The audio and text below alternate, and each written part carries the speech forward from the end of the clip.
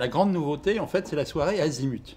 C'est Azimut et la fédération des associations qui se consacrent à l'assistance, à l'aide et surtout à l'aide éducative vers les migrants asiatiques. Et cette fédération regroupe des associations telles que ASLC, bien connue depuis bientôt plus de 15 ans, hein, et qui consacre ses efforts à l'apprentissage du français aux populations asiatiques, en particulier aux populations d'origine chinoise, qui également a une action importante quant à l'accueil de ces populations sous forme de domiciliation et de suivi des parcours de migrants. Ensuite, une association spécifique à la petite enfance qui s'appelle AFAP, l'Association franco-asiatique pour l'enfance, qui compte 2 crèches de respectivement 72 et 29 berceaux, ce qui fait 101 places, ce qui est respectable. Alors c'est une crèche qui accueille 72 enfants de 3 mois à 3 ans, dont la moitié des berceaux sont réservés à la population asiatique qui vient de tout Paris et l'autre moitié à la population du 19e. La particularité aussi au niveau de l'équipe, la moitié des professionnels sont chinois et l'enrichissement qu'on en retire au niveau du partage est vraiment quelque chose qui nous pousse à avancer tous les jours.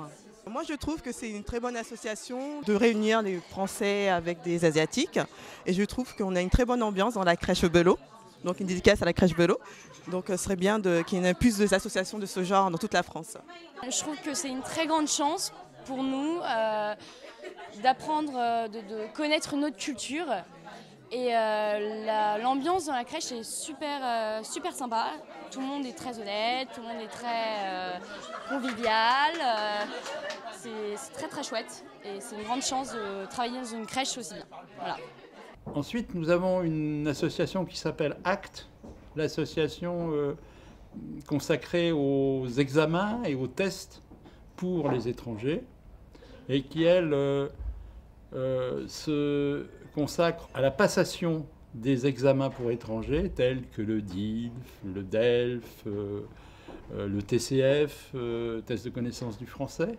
Une autre association est le club du bambou savant, qui continue de travailler sur les jeunes scolaires, hein, en particulier des collèges, mais cette année qui s'oriente vers une assistance des familles aux examens, tels que le bac, par exemple, préparer les élèves au bac, des élèves d'ailleurs de toutes origines, hein, au brevet des collèges. Ensuite, la dernière association qui est toute nouvelle, c'est l'association Tongxi, qui, elle, se consacre à l'enseignement du chinois, en particulier aux enfants et aux jeunes d'origine chinoise, qui, paradoxalement, ne parlent pas toujours le chinois mandarin, et qui leur permet également de passer des tests pour effectivement valider leurs acquis en chinois. Une autre association qui s'appelle Asiance, qui est l'association qui me filme, et qui se consacre par Cap33, qui est une web télévision, à l'information en chinois et de tous les gens dont c'est la langue, pour mieux connaître ce qui se passe en France et mieux connaître la version chinoise de la France.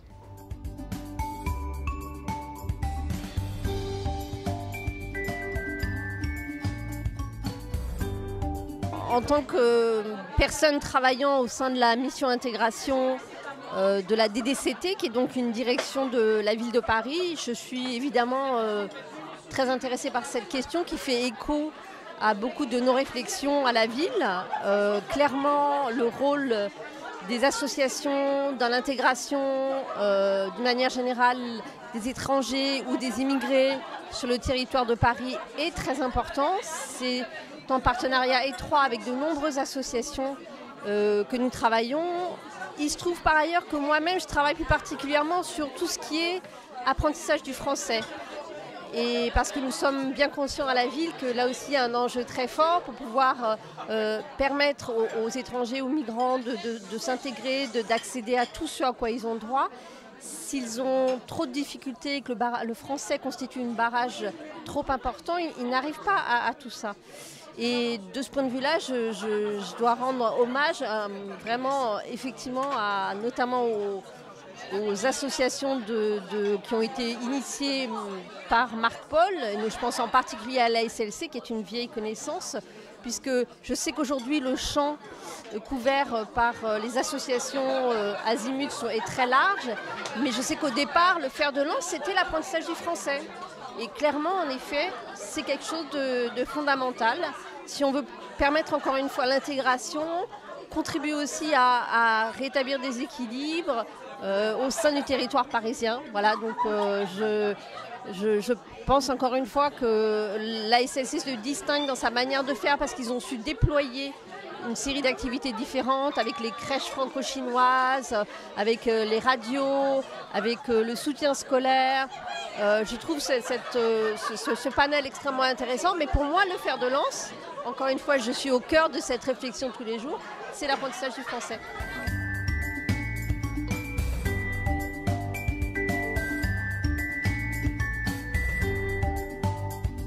Le nombre d'apprenants de chinois dans le cadre associatif a toujours été largement sous-estimé. Tout simplement parce qu'on n'arrivait pas à évaluer les effectifs précis.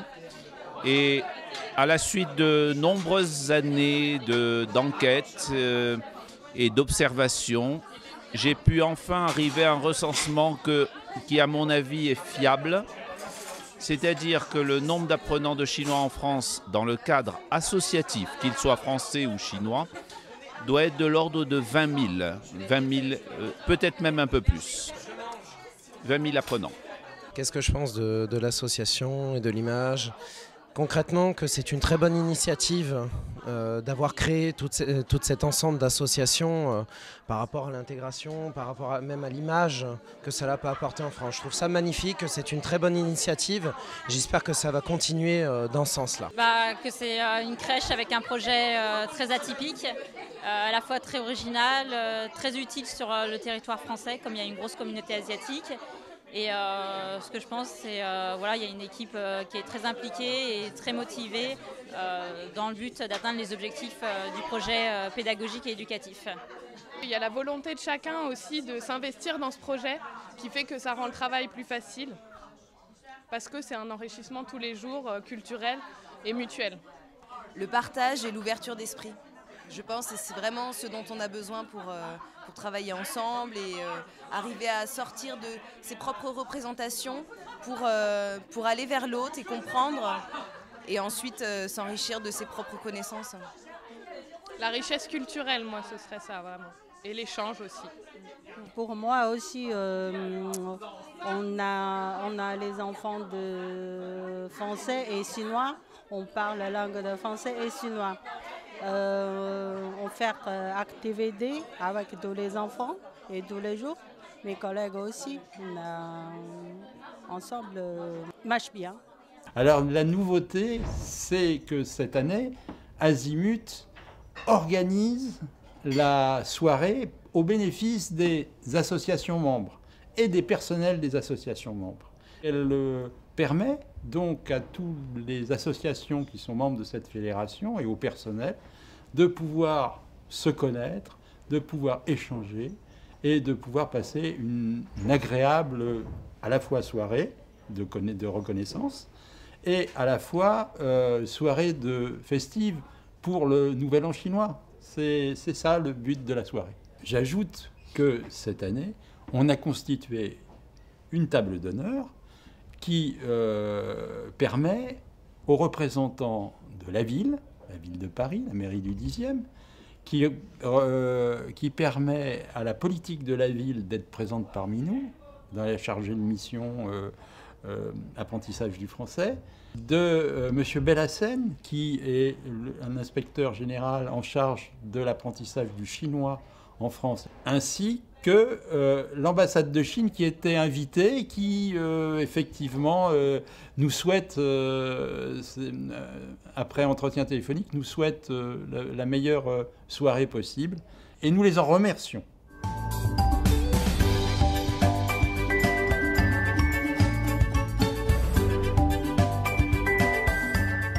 On peut distinguer trois choses. On peut distinguer l'activité petite enfance, c'est-à-dire les crèches. Alors les crèches, c'est une réussite parce que là, nous avons réussi à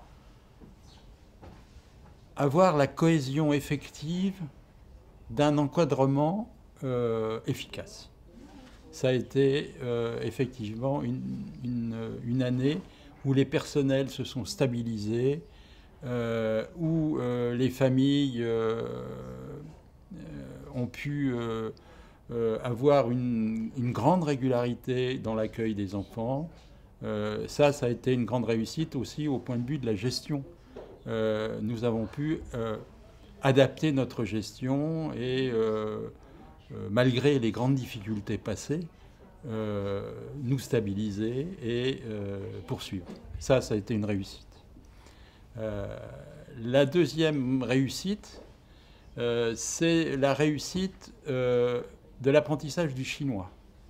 C'est une grande réussite dans le sens où le nombre d'élèves que nous avions par rapport à l'année d'avant, 2013, a été augmenté de 5%. Déjà, c'est déjà intéressant. Et où nous avons pu développer des niveaux et un accueil des non-chinois de façon intéressante. Mais ça a été quelque chose de gagné. La troisième réussite, qui pour moi est une réussite formidable, c'est CAP33. C'est CAP33 qui, par ses informations, par la qualité de ses prestations, par le sérieux des émissions qu'elle a proposées, a permis une consultation de plus de 2 millions de personnes depuis sa création. Et ça, c'est quelque chose qui est rare.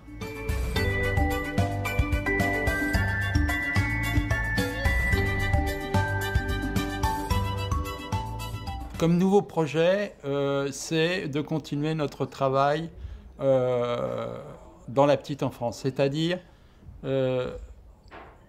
créer une troisième crèche. Ça, c'est notre objectif.